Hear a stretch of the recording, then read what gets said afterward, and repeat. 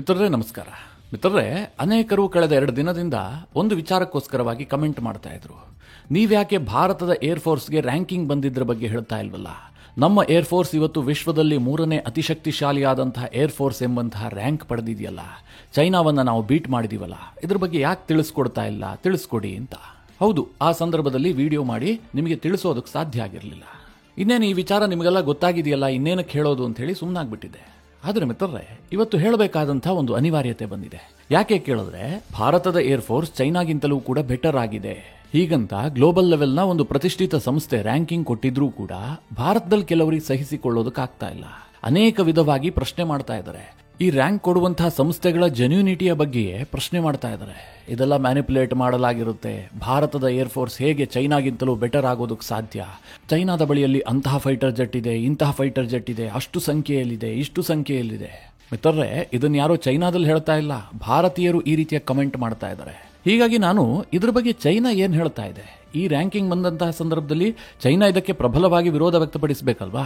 ಅವರು ಇದನ್ನು ಯಾವ ರೀತಿಯಾಗಿ ಸ್ವೀಕರಿಸಿದ್ದಾರೆ, ಇದ್ರ ಬಗ್ಗೆ ಸ್ವಲ್ಪ ಹುಡುಕಾಟ ನಡೆಸಿದೆ. ಆಗ ಗ್ಲೋಬಲ್ ಟೈಮ್ಸ್ ನಲ್ಲಿ ಒಂದು ಅದ್ಭುತವಾದಂತಹ ಆರ್ಟಿಕಲ್ ಪಬ್ಲಿಷ್ ಆಗಿದೆ. ಅವರು ಭಾರತಕ್ಕೊಂದು ಸಲಹೆ ಕೊಟ್ಟಿದ್ದಾರಷ್ಟೇ. ಅದರ ಹೊರತಾಗಿ ಅವರು ರ್ಯಾಂಕಿಂಗ್ ಬಗ್ಗೆ ಹೆಚ್ಚಿಗೆ ತಲೆನೇ ಕೆಡಿಸ್ಕೊಂಡಿಲ್ಲ.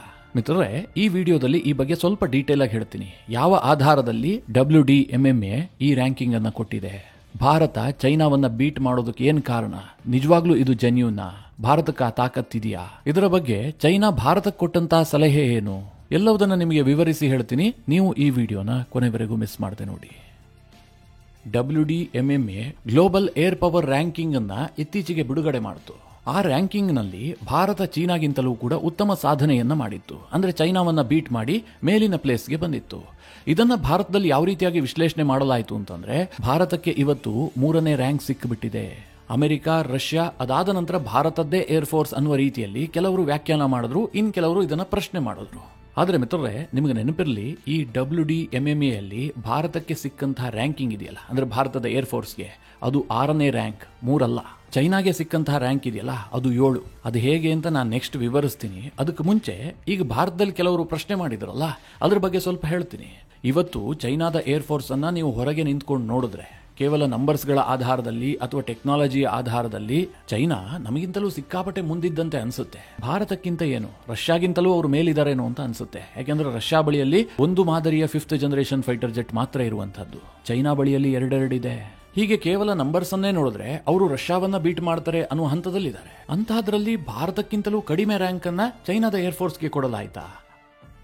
ಇವತ್ತು ಭಾರತದ ಬಳಿಯಲ್ಲಿ ಸ್ವಂತವಾಗಿ ಒಂದು ಫೈಟರ್ ಜೆಟ್ ಅನ್ನ ತಯಾರು ಮಾಡುವಂತಹ ಕೆಪಾಸಿಟಿ ಇಲ್ಲ. ಅಂದ್ರೆ ಪೂರ್ಣ ಪ್ರಮಾಣದಲ್ಲಿ ನಾವು ತೇಜಸ್ ಅನ್ನ ಕಳೆದ 40 ವರ್ಷದಿಂದ ಅಭಿವೃದ್ಧಿ ಮಾಡ್ತಾ ಇದೀವಿ. ಆದ್ರೆ ಕಂಪ್ಲೀಟ್ ಆಗಿ ಆ ಫೈಟರ್ ಜೆಟ್ ಗಳನ್ನ ನಮ್ಮ ಏರ್ಫೋರ್ಸ್ಗೆ ಅಳವಡಿಸಿಕೊಳ್ಳೋದಕ್ಕಾಗ್ತಾ ಇಲ್ಲ. ಭಾರತಕ್ಕೆ ಈವರೆಗೂ ಕೂಡ ಸ್ವಂತದ್ದಾದಂತಹ ಒಂದು ಜೆಟ್ ಇಂಜಿನ್ ಅನ್ನ ತಯಾರು ಮಾಡೋದಕ್ಕೆ ಸಾಧ್ಯ ಆಗಿಲ್ಲ. ಅಷ್ಟೇ ಏಕೆ, ಭಾರತ ಇನ್ನೂ ಸಹ 5th ಜನರೇಷನ್ ಫೈಟರ್ ಜೆಟ್ ಅನ್ನೇ ಕೊಂಡಿಲ್ಲ. ಇನ್ನು ಸಂಖ್ಯೆಗಳ ವಿಚಾರಕ್ಕೆ ಬರೋದಾದ್ರೆ, ಚೈನಾ ಬಳಿಯಲ್ಲಿ ನಮಗಿಂತಲೂ ಜಾಸ್ತಿ ಸಂಖ್ಯೆಯಲ್ಲಿ ಫೈಟರ್ ಜೆಟ್ಗಳಿದಾವೆ. ಚೈನಾ ತನ್ನದೇ ಆದಂತಹ ಜೆಟ್ ಇಂಜಿನ್ ಅನ್ನು ತಯಾರು ಮಾಡುತ್ತೆ. 5th ಜನರೇಷನ್ ಫೈಟರ್ ಜೆಟ್ ಅನ್ನು ರೆಡಿ ಮಾಡಿದೆ. ಈಗಾಗಲೇ ಅವರು 6th ಜನರೇಷನ್ ಅನ್ನು ಕೂಡ ಅಭಿವೃದ್ಧಿ ಮಾಡಿದ್ದಾರೆ ಅಂತ ಹೇಳ್ಕೊಳ್ತಾ ಇದ್ದಾರೆ. ಹೀಗಿರುವಂತಹ ಪರಿಸ್ಥಿತಿಯಲ್ಲಿ ಚೈನಾದ ಏರ್ಫೋರ್ಸ್ ಅನ್ನ ಭಾರತದ ಏರ್ಫೋರ್ಸ್ ಬೀಟ್ ಮಾಡಿದೆ ಅನ್ನುವಂಥದ್ದಿದೆಯಲ್ಲ, ಇದನ್ನ ನಂಬೋದಕ್ಕೆ ಸ್ವಲ್ಪ ಕಷ್ಟ ಆಗುತ್ತೆ. ಆದ್ರೆ WDMMA ಹೇಳ್ತಾ ಇದೆ, ಭಾರತದ ಏರ್ಫೋರ್ಸ್ ಖಂಡಿತವಾಗ್ಲೂ ಕೂಡ ಚೈನಾಗಿಂತ ಬೆಟರ್ ಆಗಿದೆ. ಆದ್ರೆ ಭಾರತದ ಏರ್ಫೋರ್ಸ್ಗೆ ವಿಶ್ವದಲ್ಲಿ 6ನೇ ರ್ಯಾಂಕ್ ಇದೆ, ಹೀಗಂತ WDMMA ಹೇಳ್ತಾ ಇದೆ. ಯಾವ ಆಧಾರದಲ್ಲಿ WDMMA ಹೀಗೆ ಹೇಳ್ತಾ ಇದೆ, ಇದಕ್ಕೇನು ಕಾರಣ? ಭಾರತಕ್ಕೆ 6ನೇ ಸ್ಥಾನ ಸಿಕ್ಕಿದೆಯಾ? ಹಾಗಾದ್ರೆ ಮೊದಲ 5 ಸ್ಥಾನಗಳು ಯಾರಿಗೆ ಸಿಕ್ಕಿದೆ? ಹೀಗೆಲ್ಲ ನಿಮಗೆ ಪ್ರಶ್ನೆ ಬರ್ತಾ ಇದೆ ಅಲ್ವಾ? ಇವತ್ತು ಮಿತ್ರರೇ, ವಿಶ್ವದಲ್ಲಿ ನಂಬರ್ 1 ರ್ಯಾಂಕಿಂಗ್ ಅನ್ನು ಪಡೆದುಕೊಂಡಿರುವಂತಹದ್ದು ಅಮೆರಿಕದ ಏರ್ಫೋರ್ಸ್. ಇದರ ಬಗ್ಗೆ ನಿಮಗೇನು ಡೌಟ್ ಇಲ್ಲ ಅಂತ ನಾನಂತೂ ಭಾವಿಸಿದ್ದೀನಿ. ಯಾರು ಬೇಕಾದ್ರೂ ಹೇಳಬಹುದು, ಅಮೆರಿಕದ ಏರ್ಫೋರ್ಸ್ಗೆ ಸರಿಸಾಟಿಯಾದಂತಹ ಇನ್ನೊಂದು ಏರ್ಫೋರ್ಸ್ ಇಡೀ ಜಗತ್ತಿನಲ್ಲಿ ಇಲ್ಲ. ಅಷ್ಟರ ಮಟ್ಟಿಗೆ ಅವರು ಟೆಕ್ನಾಲಜಿಯನ್ನು ಹೊಂದಿದ್ದಾರೆ, ಅಷ್ಟು ದೊಡ್ಡ ಡಿಫೆನ್ಸ್ ಬಜೆಟ್ ಅನ್ನು ಕೂಡ ಹೊಂದಿದ್ದಾರೆ, ಅಷ್ಟು ಸಂಖ್ಯೆಯಲ್ಲಿ ಫೈಟರ್ ಜೆಟ್ಗಳನ್ನು ಕೂಡ ಅಮೆರಿಕದ ಏರ್ಫೋರ್ಸ್ ಹೊಂದಿದೆ. ಹೀಗಾಗಿ ಅಮೆರಿಕದ ಏರ್ಫೋರ್ಸ್ ಮುಂದಿನ 10 ವರ್ಷಗಳ ಕಾಲ ಈ ನಂಬರ್ 1 ಪಟ್ಟದಲ್ಲೇ ಅವರು ಮುಂದುವರಿತಾರೆ. ಇನ್ನು ಮಿತ್ರರೇ, 2ನೇ ಸ್ಥಾನದಲ್ಲಿ ರಷ್ಯಾ ಇರುತ್ತೆ ಅಂತ ನೀವೆಲ್ಲ ಭಾವಿಸಿರ್ತೀರಿ. ಆದ್ರೆ ಹಾಗಾಗಿಲ್ಲ. WDMMA ಏನ್ ಹೇಳ್ತಾ ಇದೆ ಅಂತಂದ್ರೆ, 2ನೇ ಸ್ಥಾನದಲ್ಲಿರುವಂತಹದ್ದು ಅಮೆರಿಕದ ನೌಕಾಸೇನೆ. ಈಗ ನಿಮಗೊಂದು ಪ್ರಶ್ನೆ ಬರ್ತಾ ಇರಬಹುದು, ಇದು ಏರ್ ಪವರ್ ರ್ಯಾಂಕಿಂಗ್ ಅಲ್ವಾ, ಇಲ್ಲಿ ನೌಕಾಸೇನೆಗೆ ಏನ್ ಕೆಲಸ, ಅದನ್ನ ಯಾಕೆ ಇಲ್ಲಿ ಮಧ್ಯ ತರ್ತಾ ಇದ್ದಾರೆ ಅಂತ. ನಿಮಗೆಲ್ಲ ಗೊತ್ತಿರಬಹುದು, ಅಮೆರಿಕದ ನೌಕಾಸೇನೆಯ ಬಳಿಯಲ್ಲೂ ಕೂಡ ಸಾಕಷ್ಟು ಏರ್ ಕ್ರಾಫ್ಟ್ ಕ್ಯಾರಿಯರ್ಗಳಿದಾವೆ, ಜೊತೆಗೆ ಸಾಕಷ್ಟು ಫೈಟರ್ ಜೆಟ್ಗಳು ಕೂಡ ಇದಾವೆ. ಹೀಗಾಗಿ ಗ್ಲೋಬಲ್ ಏರ್ ಪವರ್ ರ್ಯಾಂಕಿಂಗ್ನಲ್ಲಿ ಅಮೆರಿಕದ ನೌಕಾಸೇನೆ 2ನೇ ರ್ಯಾಂಕ್ ಅನ್ನು ಪಡೆದುಕೊಂಡಿದೆ. ಇನ್ನು 3ನೇ ರ್ಯಾಂಕ್ ಅನ್ನು ರಷ್ಯಾ ಪಡೆದುಕೊಂಡಿದೆ. ಅದ್ರ ಬಗ್ಗೆ ನಾನೇನು ಹೆಚ್ಚಿಗೆ ವಿವರಣೆ ಕೊಡಬೇಕಾಗಿಲ್ಲ. ಇವತ್ತು ರಷ್ಯಾದ ಏರ್ಫೋರ್ಸ್ನ ಸಾಮರ್ಥ್ಯ ಏನು, ಎಂತೆಂತಹ ಫೈಟರ್ ಜೆಟ್ಗಳನ್ನು ಅವರು ಹೊಂದಿದ್ದಾರೆ, ಜೊತೆಗೆ ಏರ್ಫೋರ್ಸ್ನಲ್ಲಿ ಅವರ ಸಪ್ಲೈ ಚೈನ್ ಎಷ್ಟು ಸ್ಟ್ರಾಂಗ್ ಆಗಿದೆ, ಇದೆಲ್ಲ ನಿಮಗೆ ಗೊತ್ತಿರುವಂತಹ ವಿಚಾರ. ಹೀಗಾಗಿ ರಷ್ಯಾದ ಏರ್ಫೋರ್ಸ್ಗೆ ಈ ರ್ಯಾಂಕಿಂಗ್ನಲ್ಲಿ 3ನೇ ಸ್ಥಾನವನ್ನು ಕೊಡಲಾಗಿದೆ. ಹಾಗಾದ್ರೆ ಭಾರತ 6ನೇ ಸ್ಥಾನ ಅಂತಿದ್ರಿ. 4 ಮತ್ತು 5ನೇ ಸ್ಥಾನದಲ್ಲಿ ಯಾರಿದ್ದಾರೆ? ಏನ್ ಫ್ರಾನ್ಸ್ ಇದೆಯಾ, UK ಇದೆಯಾ, ಆಸ್ಟ್ರೇಲಿಯಾ ಇದೆಯಾ, ಯಾರಿದ್ದಾರೆ ಎನ್ನುವಂತಹ ಪ್ರಶ್ನೆ ಬಂದಿರುತ್ತೆ ಅಲ್ವಾ. 4ನೇ ಸ್ಥಾನದಲ್ಲಿರುವಂತಹದ್ದು ಅಮೆರಿಕದ ಭೂಸೇನೆ. ಅಮೆರಿಕದ ಭೂಸೇನೆ ಬಳಿಯಲ್ಲೂ ಕೂಡ ಸಾಕಷ್ಟು ಹೆಲಿಕಾಪ್ಟರ್ಗಳು, ಕಾರ್ಗೋ ವಿಮಾನಗಳು ಹೀಗೆ ಸಾಕಷ್ಟು ಪ್ರಮಾಣದಲ್ಲಿದ್ದಾವೆ. ಹೀಗಾಗಿ ಅಮೆರಿಕದ ಭೂಸೇನೆಗೆ ಈ WDMMA 4ನೇ ರ್ಯಾಂಕಿಂಗ್ ಅನ್ನು ಕೊಟ್ಟಿದೆ. ಇನ್ನು 5ನೇ ರ್ಯಾಂಕ್ ಕೂಡ ಅಮೆರಿಕದ ಮರೈನ್ ಫೋರ್ಸ್ಗೆ ಬಂದಿದೆ. ಅಮೆರಿಕದಲ್ಲಿ ಒಂದು ಕಡೆ ನೇವಿ ಇದೆ, ಇನ್ನೊಂದು ಕಡೆ ಮರೈನ್ಸ್ ವಿಭಾಗವೂ ಕೂಡ ಇದೆ. ಅವರ ಬಳಿಯಲ್ಲೂ ಕೂಡ ಸಾಕಷ್ಟು ಫೈಟರ್ ಜೆಟ್ಗಳಿದ್ದಾವೆ, ಅತ್ಯಾಧುನಿಕ ಟೆಕ್ನಾಲಜಿಯ ಫೈಟರ್ ಜೆಟ್ಗಳಿದ್ದಾವೆ. ಹೀಗಾಗಿ ಅಮೆರಿಕದ ಮರೈನ್ಸ್ ವಿಭಾಗಕ್ಕೆ ವಿಶ್ವದ ಏರ್ಫೋರ್ಸ್ ಇಂಡೆಕ್ಸ್ನಲ್ಲಿ 5ನೇ ರ್ಯಾಂಕ್ ಬಂದಿದೆ. ಹಾಗೆ ಭಾರತದ ಏರ್ಫೋರ್ಸ್ಗೆ 6ನೇ ರ್ಯಾಂಕ್ ಬಂದಿದೆ. ಇವರು ಭಾರತದ ಏರ್ಫೋರ್ಸ್ಗೆ ಕೊಟ್ಟಂತಹ ಅಂಕ ಎಷ್ಟು ಕೇಳಿದ್ರೆ 69.4.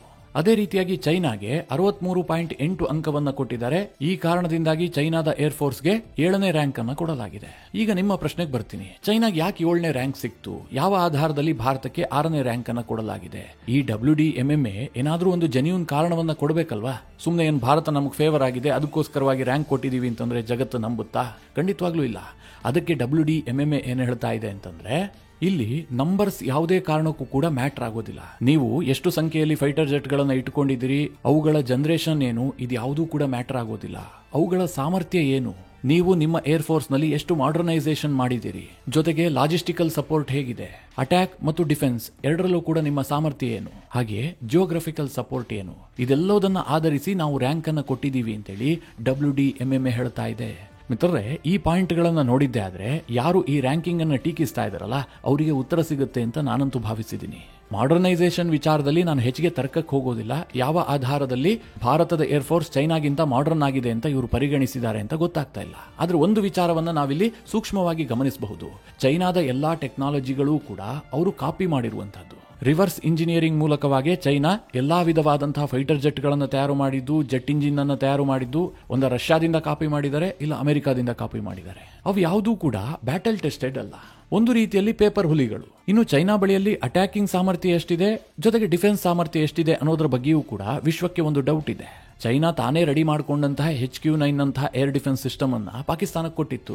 ಪಾಕಿಸ್ತಾನದ ಏರ್ ಡಿಫೆನ್ಸ್ ಸಿಸ್ಟಮ್ ಅನ್ನ ಭಾರತ ಆಪರೇಷನ್ ಸಿಂಧೂರದ ಸಂದರ್ಭದಲ್ಲಿ ಉಡಾಯಿಸಿದೆ. ಭಾರತ ಪಾಕ್ಗೆ ನುಗ್ಬಿಟ್ಟು ಏರ್ ಡಾಮಿನೆನ್ಸ್ ಅನ್ನ ಸಾಧಿಸಿತ್ತು. ಪಾಕಿಸ್ತಾನದ ಸೇನೆ ಬಳಸುವಂತಹ 80% ಯುದ್ಧೋಪಕರಣಗಳು ಚೈನಾವೇ ಸಪ್ಲೈ ಮಾಡುವಂತಹದ್ದು. ಅಂತಹದ್ರಲ್ಲಿ ಭಾರತ ಎಲ್ಲವನ್ನ ನಾಶ ಮಾಡಿದೆ, ಏರ್ ಸುಪೀರಿಯಾರಿಟಿಯನ್ನ ಸಾಧಿಸಿದೆ ಅಂತಂದ ಮೇಲೆ ಭಾರತದ ಏರ್ ಫೋರ್ಸ್ ಹೆಚ್ಚು ಮಾಡರ್ನೈಸ್ ಆಗಿದೆ ಅಂತ ಅರ್ಥವೇ ತಾನೆ. ಇನ್ನು ಜಿಯೋಗ್ರಫಿ ವಿಚಾರಕ್ಕೆ ಬಂದರೂ ಕೂಡ ಭಾರತಕ್ಕೆ ಇವತ್ತು ತಡೆಗೋಡೆಯಂತೆ ಹಿಮಾಲಯದ ಪರ್ವತ ಶ್ರೇಣಿಗಳಿದಾವೆ. ಚೈನಾ ತನ್ನ ಬಳಿ ಇರುವಂತಹ ಏರ್ ಫೋರ್ಸ್ ಅನ್ನ ಇಟ್ಟುಕೊಂಡು ಹಿಮಾಲಯವನ್ನ ದಾಟಿ ಭಾರತದ ಒಳಗೆ ಬರುವಂತಹದ್ದು ಅಷ್ಟು ಸುಲಭ ಇಲ್ಲ. ಚೈನಾದ ಬಹುತೇಕ ಯುದ್ಧ ವಿಮಾನಗಳು ಹೈ ಆಲ್ಟಿಟ್ಯೂಡ್ ನಲ್ಲಿ ಪರೀಕ್ಷೆಗೆ ಒಳಪಟ್ಟಿಲ್ಲ. ಆದ್ರೆ ಭಾರತ ಏನ್ ಮಾಡಿದೆ ಗೊತ್ತಾ? ಅತಿ ಹೆಚ್ಚು ಟೆಂಪರೇಚರ್ ಇರುವಂತಹ ಥಾರ್ ಮರುಭೂಮಿಯಲ್ಲೂ ಕಾರ್ಯನಿರ್ವಹಿಸಬೇಕು. ಅದೇ ರೀತಿಯಾಗಿ ಅತ್ಯಂತ ಕಡಿಮೆ ಟೆಂಪರೇಚರ್ ಇರುವಂತಹ ಸಿಯಾಚಿನ್ ನಂತಹ ಗ್ಲೇಷಿಯರ್ನಲ್ಲೂ ಕೂಡ ಕಾರ್ಯನಿರ್ವಹಿಸಬೇಕು. ಹಾಗೆ ಪರ್ವತ ಶ್ರೇಣಿಗಳಿರುವಂತಹ ನಾರ್ತ್ ಈಸ್ಟ್ ಭಾಗದಲ್ಲೂ ಕೂಡ ಕೆಲಸ ಮಾಡಬೇಕು. ಆ ರೀತಿಯಾಗಿ ತನ್ನ ಫೈಟರ್ ಜೆಟ್ಗಳನ್ನು ರೂಪುಗೊಳಿಸಿದೆ.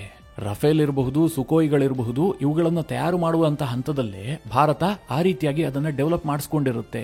ಈ ಎಲ್ಲಾ ಕಾರಣದಿಂದ ಚೈನಾದ ಏರ್ ಫೋರ್ಸ್ಗಿಂತ ಭಾರತದ ಏರ್ ಫೋರ್ಸ್ಗೆ ಹೆಚ್ಚು ಅಂಕಗಳು ಸಿಕ್ಕಿದೆ. ಇನ್ನು WDMMA ಈ ರ್ಯಾಂಕ್ ಅನ್ನು ಕೊಡ್ತಲ್ಲ, ಇದಕ್ಕೆ ಚೈನಾ ಏನ್ ಹೇಳಿದೆ? ಅದು ಬಹಳ ಇಂಟ್ರೆಸ್ಟಿಂಗ್ ವಿಚಾರ ಅಲ್ವಾ? ಸಹಜವಾಗಿ ಭಾರತದಲ್ಲೇ ಇಷ್ಟೆಲ್ಲಾ ಪ್ರಶ್ನೆಗಳು ಉದ್ಭವಿಸಿದೆ ಎಂದ ಮೇಲೆ ಚೈನಾದಲ್ಲೂ ಕೂಡ ಇದರ ಬಗ್ಗೆ ವಿಪರೀತವಾಗಿ ಟೀಕೆಗಳು ಕೇಳಿ ಬರಬೇಕಲ್ವಾ? ಟೀಕೆಗಳು ವ್ಯಕ್ತವಾಗಿದ್ದಾವೆ, ಇಲ್ಲ ಅಂತ ಹೇಳೋದಕ್ಕೆ ಸಾಧ್ಯ ಇಲ್ಲ. ಯಾರು ಜಿಯೋ ಪೊಲಿಟಿಕ್ಸ್ ಅನ್ನ ತುಂಬಾ ಹತ್ತಿರದಿಂದ ಫಾಲೋ ಮಾಡ್ತಾ ಇರ್ತಾರೆ ಅಂತವರು ಚೈನಾದಲ್ಲಿ ವಿರೋಧಿಸಿದ್ದಾರೆ. ಇದು ಹೇಗೆ ಸಾಧ್ಯ ಅಂತ ಪ್ರಶ್ನೆ ಮಾಡಿದ್ದಾರೆ. ಆದ್ರೆ ಚೈನಾದ ಸರ್ಕಾರ ಈ ರ್ಯಾಂಕಿಂಗ್ ಅನ್ನ ಯಾವ ರೀತಿಯಾಗಿ ತೆಗೆದುಕೊಂಡಿದೆ ಅನ್ನುವಂಥದ್ದು ಬಹಳ ಮುಖ್ಯವಾಗುತ್ತೆ. ಚೈನಾದ ಸರ್ಕಾರದ ಹೇಳಿಕೆಗಳು ಬರುವಂತಹದ್ದು ಗ್ಲೋಬಲ್ ಟೈಮ್ಸ್ ಮೂಲಕವಾಗಿಯೇ. ಆ ಗ್ಲೋಬಲ್ ಟೈಮ್ಸ್ ಈ ರ್ಯಾಂಕಿಂಗ್ ಬಗ್ಗೆ ಕೊಟ್ಟಂತಹ ಅಭಿಪ್ರಾಯ ಇದೆಯಲ್ಲ, ಅದು ಬಹಳ ಇಂಟ್ರೆಸ್ಟಿಂಗ್ ಆಗಿದೆ. ಅವರು ಭಾರತಕ್ಕೊಂದು ಸಲಹೆ ಕೊಟ್ಟಿದ್ದಾರೆ. ನೀವು ಇದನ್ನ ಯಾವುದೇ ಕಾರಣಕ್ಕೂ ಕೂಡ ತಪ್ಪು ಗ್ರಹಿಕೆ ಮಾಡಿಕೊಳ್ಬೇಡಿ, ತಪ್ಪು ಲೆಕ್ಕಾಚಾರ ಹಾಕೊಂಡು ಓವರ್ ಕಾನ್ಫಿಡೆಂಟ್ ಆಗಿರಬೇಡಿ. ಹೀಗಂತ ಚೈನಾ ಭಾರತಕ್ಕೆ ತನ್ನ ಗ್ಲೋಬಲ್ ಟೈಮ್ಸ್ ಆರ್ಟಿಕಲ್ ಮೂಲಕವಾಗಿ ಒಂದು ಸಲಹೆ ಕೊಟ್ಟಿದೆ. ಇದರ ಹೊರತಾಗಿ ಈ ರ್ಯಾಂಕ್ ನಲ್ಲಿ ಬಂದಂತಹ ನಂಬರ್ಸ್ಗಳ ಬಗ್ಗೆ ಆಗಲಿ, ಅದು ಅನುಸರಿಸಿದಂತಹ ಕ್ರಮಗಳ ಬಗ್ಗೆ ಆಗಲಿ, ಯಾವುದರ ಬಗ್ಗೆಯೂ ಕೂಡ ಚೈನಾ ಹೆಚ್ಚಾಗಿ ಚಕಾರವನ್ನೇ ಎತ್ತಿಲ್ಲ. ಮಿತ್ರರೇ, ನಿಮ್ಗೆ ಇಷ್ಟೆಲ್ಲ ಹೇಳಿದ್ರು ಕೂಡ ತೃಪ್ತಿ ಆಗಿಲ್ಲ ಅಂತ ನನಗೆ ಗೊತ್ತು. ಯಾಕೆಂದ್ರೆ ಪಾಕಿಸ್ತಾನದ ವಿಚಾರ ಬರದೇ ಇದ್ರೆ ತೃಪ್ತಿ ಆಗೋದಾದ್ರೂ ಹೇಗೆ? ಪಾಕಿಸ್ತಾನದ ರ್ಯಾಂಕಿಂಗ್ ಏನು? ಪಾಕಿಸ್ತಾನ ಎಷ್ಟನೇ ಸ್ಥಾನದಲ್ಲಿದೆ? ಯಾಕೆಂದ್ರೆ ಇತ್ತೀಚೆಗಷ್ಟೇ ಆಪರೇಷನ್ ಸಿಂಧೂರ ನಡೆದಿದೆಯಲ್ಲ, ಅವರು ಕ್ಲೈಮ್ ಮಾಡ್ತಾ ಇದ್ರಲ್ಲ, ಭಾರತದ ಅಷ್ಟು ಜೆಟ್ ಹೊಡೆದ್ವಿ, ಇಷ್ಟು ಜೆಟ್ ಹೊಡೆದ್ವಿ, ನಮ್ಮ ತಾಕತ್ತನ್ನು ನೋಡಿ ಭಾರತ ಹೆದರ್ಕೊಂಡಿದೆ, ಹೀಗೆಲ್ಲ ಪಾಕಿಸ್ತಾನದವರು ವಿಶ್ವದ ವೇದಿಕೆಯಲ್ಲೆಲ್ಲ ಹೇಳ್ತಾ ಇದ್ದಾರಲ್ಲ. ಹಾಗಾದ್ರೆ WDMMA ಪಾಕಿಸ್ತಾನದ ಏರ್ಫೋರ್ಸ್ಗೆ ಯಾವ ಸ್ಥಾನವನ್ನು ಕೊಟ್ಟಿದೆ? ಅವರು ಎಷ್ಟನೇ ರ್ಯಾಂಕಿಂಗ್ನಲ್ಲಿದ್ದಾರೆ? ಇದ್ರ ಬಗ್ಗೆ ಸಹಜವಾಗಿ ಭಾರತೀಯರಿಗೆ ಕುತೂಹಲ ಇದ್ದೇ ಇರುತ್ತೆ. ಈ ರ್ಯಾಂಕಿಂಗ್ನಲ್ಲಿ ಪಾಕಿಸ್ತಾನದ ಸ್ಥಾನ 18ನೇಯದ್ದು. ಸೌದಿ ಅರೇಬಿಯಾ, ಇತ್ತೀಚೆಗೆ ಪಾಕಿಸ್ತಾನ ಡಿಫೆನ್ಸ್ ಡೀಲ್ ಮಾಡ್ಕೊಂಡಿತ್ತಲ್ಲ, ಆ ಸೌದಿ ಅರೇಬಿಯಾ ಪಾಕಿಸ್ತಾನಕ್ಕಿಂತಲೂ ಕೂಡ ಒಂದು ರ್ಯಾಂಕ್ ಮೇಲಿದೆ. ಅವರಿಗೆ 17ನೇ ಸ್ಥಾನ ಸಿಕ್ಕಿದೆ. ಆದರೆ ಪಾಕಿಸ್ತಾನಕ್ಕೆ 18ನೇ ರ್ಯಾಂಕ್ ಸಿಕ್ಕಿದೆ. ಪಾಕಿಸ್ತಾನದ ಏರ್ ಡಿಫೆನ್ಸ್ ಸಿಸ್ಟಮ್ ಆಗಲಿ, ಪಾಕಿಸ್ತಾನದ ಫೈಟರ್ ಜೆಟ್ಗಳಾಗಲಿ, ಅಥವಾ ಪಾಕ್ ಏರ್ ಫೋರ್ಸ್ನ ಕೌಶಲ್ಯಗಳಾಗಲಿ ಯಾವುದೂ ಕೂಡ ಉತ್ತಮವಾಗಿಲ್ಲ. ಪಾಕಿಸ್ತಾನ ಭಾರತಕ್ಕೆ ಸವಾಲೇ ಅಲ್ಲ ಅನ್ನುವ ರೀತಿಯಲ್ಲಿ ಈ ರ್ಯಾಂಕ್ ಪ್ರೆಡಿಕ್ಟ್ ಮಾಡ್ತಾ ಇದೆ. ಮಿತ್ರರೇ, ಫೈನಲ್ ಆಗಿ ನನ್ನ ಅನಿಸಿಕೆ ಏನು ಕೇಳಿದ್ರೆ, ಈ ರ್ಯಾಂಕ್ಗಳು ಏನೇ ನಂಬರ್ ಕೊಡ್ಲಿ, ಭಾರತವನ್ನ ಉತ್ತಮ ಸ್ಥಾನದಲ್ಲಿಟ್ಟು ನಮ್ಮ ಶತ್ರುಗಳಿಗಿಂತ ನಾವು ಮೇಲಿದ್ದೀವಿ ಅಂತ ಹೇಳಿದ್ದೆ ಆದ್ರೆ ಸಹಜವಾಗಿ ಅದು ನಮಗೆ ಖುಷಿ ಕೊಡುತ್ತೆ. ಆದ್ರೆ ಭಾರತದ ಏರ್ ಫೋರ್ಸ್ಗೆ ಒಂದೆರಡು ಕೊರತೆಗಳಂತೂ ಖಂಡಿತವಾಗ್ಲೂ ಇದೆ. ಅದರಲ್ಲಿ ಮುಖ್ಯವಾಗಿ ಫೈಟರ್ ಜೆಟ್ಗಳು. ನಮ್ಮ ಏರ್ ಫೋರ್ಸ್ ಸಿಬ್ಬಂದಿಗಳಿದಾರಲ್ಲ, ಶೌರ್ಯದಲ್ಲಿ ವಿಶ್ವದಲ್ಲಿ ಯಾವ ದೇಶವೂ ಕೂಡ ಇವರಿಗೆ ಸರಿಸಮ ಅಲ್ಲ. ಅಮೆರಿಕದ ಏರ್ ಫೋರ್ಸ್ನ ಸಿಬ್ಬಂದಿಯೂ ಕೂಡ ಭಾರತದ ಎದುರು ಶೌರ್ಯದ ವಿಚಾರದಲ್ಲಿ ಕಾಂಪೀಟ್ ಮಾಡೋದಕ್ಕೆ ಸಾಧ್ಯ ಇಲ್ಲ. ಅವರ ಬಳಿಯಲ್ಲಿ ಟೆಕ್ನಾಲಜಿ ಇದೆ, ಆ ಟೆಕ್ನಾಲಜಿಯನ್ನು ನಂಬಿಕೊಂಡು ಅವರು ಎಂತಹ ಯುದ್ಧವನ್ನು ಬೇಕಾದರೂ ಎದುರಿಸ್ತಾರೆ. ಆದರೆ ಭಾರತದ ಬಳಿ ಇರುವಂತಹ ಸೀಮಿತವಾದಂತಹ ನಂಬರ್ಸ್, ಲಿಮಿಟೆಡ್ ಟೆಕ್ನಾಲಜಿ, ಇದನ್ನು ಬಳಸಿಕೊಂಡು ಶತ್ರುಗಳನ್ನು ಬಗ್ಗು ಬಡಿಯೋದಿದೆಯಲ್ಲ, ಇದೇನು ಸಣ್ಣ ವಿಚಾರ ಅಲ್ಲ. ಆದರೆ ಭಾರತಕ್ಕೆ ರಿಯಲ್ ಕೊರತೆ ಇರುವಂತಹದ್ದು ಫೈಟರ್ ಜೆಟ್ಗಳ ವಿಚಾರದಲ್ಲಿ. ಭಾರತಕ್ಕೆ ಬಹಳ ತುರ್ತಾಗಿ 5th ಜನರೇಷನ್ ಫೈಟರ್ ಜೆಟ್ಗಳ ಅವಶ್ಯಕತೆ ಇದೆ. ಇನ್ನು 10 ಸ್ಕ್ವಾಡ್ರನ್ ಫೈಟರ್ ಜೆಟ್ಗಳು ಭಾರತವನ್ನ ಸೇರಿದ್ದೇ ಆದ್ರೆ, ಜೊತೆಗೆ ಇನ್ನೊಂದು 5 S-400 ಏರ್ ಡಿಫೆನ್ಸ್ ಸಿಸ್ಟಮ್ ಬ್ಯಾಟರಿಗಳು ಭಾರತವನ್ನ ಸೇರಿದ್ದೇ ಆದ್ರೆ, ಭಾರತದ ಏರ್ ಫೋರ್ಸ್ ಅನ್ನ ಯಾರೂ ತಡೆಯೋದಕ್ಕೆ ಸಾಧ್ಯವೇ ಇಲ್ಲ. ಚೈನಾ ಬೇಕಾದ್ರೂ ಬರಲಿ, ಪಾಕಿಸ್ತಾನ ಬೇಕಾದ್ರೂ ಬರಲಿ, ಭಾರತಕ್ಕೆ ಅವು ಲೆಕ್ಕವೇ ಆಗೋದಿಲ್ಲ. ಆದರೆ ಇಂತಹ ರ್ಯಾಂಕಿಂಗ್ಗಳು ನಮಗೆ ಯಾವ ರೂಪದಲ್ಲಿ ಸಹಾಯ ಮಾಡುತ್ತೆ ಅಂತಂದ್ರೆ, ನಮ್ಮ ಸೇನೆಯ ಮನೋಸ್ಥೈರ್ಯವನ್ನು ಹೆಚ್ಚಿಸುತ್ತೆ, ಜೊತೆಗೆ ಶತ್ರು ಪಡೆಯ ಮನೋಸ್ಥೈರ್ಯವನ್ನು ಕುಸಿಯುವಂತೆ ಮಾಡುತ್ತೆ.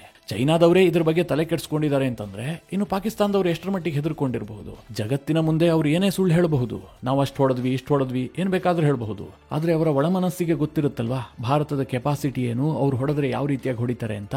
ಅದೆಲ್ಲ ವಿಚಾರದಲ್ಲಿ ಈ ರ್ಯಾಂಕ್ಗಳು ಭಾರತಕ್ಕೆ ಸಹಾಯ ಮಾಡುತ್ತೆ. ಮಿತ್ರರೇ, ಈ ವಿಚಾರದಲ್ಲಿ ನಿಮ್ಮ ಅನಿಸಿಕೆ ಅಭಿಪ್ರಾಯಗಳೇನು? ಕಮೆಂಟ್ ಮಾಡುವ ಮೂಲಕ ನಮಗೆ ತಿಳಿಸಿ. ಹಾಗೆ ನಿಮಗೆ ಈ ವಿಡಿಯೋ ಇಷ್ಟವಾದರೆ ಲೈಕ್ ಮಾಡಿ, ಜೊತೆಗೆ ನೀವಿನ್ನೂ ನಿಮ್ಮ ನೆಚ್ಚಿನ ಸಂಸ್ಕಾರ ಸೌರಭ ಯೂಟ್ಯೂಬ್ ಚಾನಲ್ನ ಸಬ್ಸ್ಕ್ರೈಬ್ ಮಾಡಿಲ್ಲ ಅಂತ ಆದರೆ ಈ ಕೂಡಲೇ ಸಬ್ಸ್ಕ್ರೈಬ್ ಮಾಡಿ ಮುಂದಿನ ಎಲ್ಲ ಅಪ್ಡೇಟ್ಗಳ ನೋಟಿಫಿಕೇಷನ್ಗಾಗಿ